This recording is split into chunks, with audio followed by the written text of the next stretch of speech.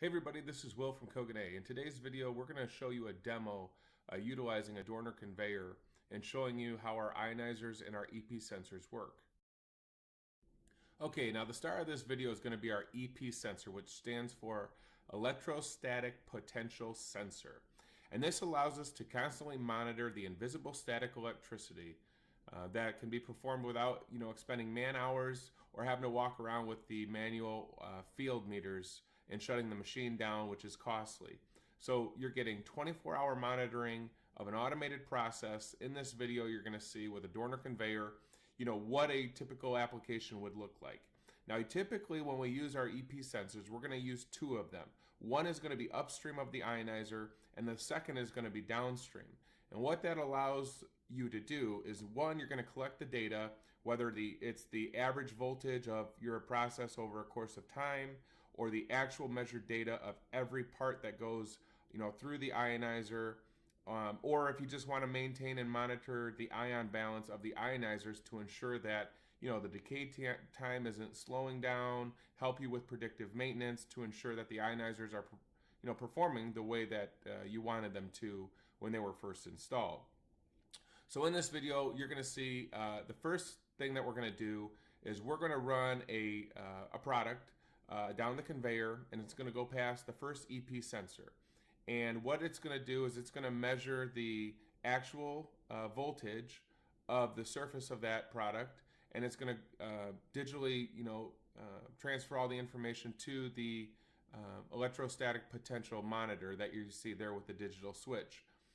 And then we're not going to turn the ionizer on. And what you're going to see in this loop is downstream, which is the ionizer on the right-hand side of the conveyor. It is going to take a measurement. And if that threshold of the voltage is too high, the conveyor process is going to stop. Okay, so why would you want it to stop? Well, this is very, very important. When you're manufacturing a product that you don't want to have latent failures, now you have an automated closed loop system that is going to take a reading based on the voltage specs that your team decides.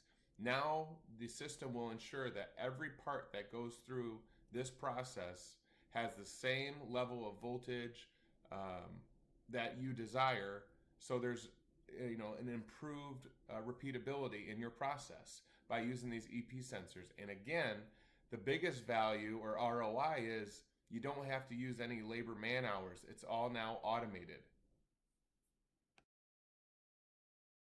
Okay, so onward to the next example. So in this part of the process of the video, we are going to turn the ionizer on. You're going to hear the sound of the ionizer with the compressed air running through, functioning, and blowing on the product.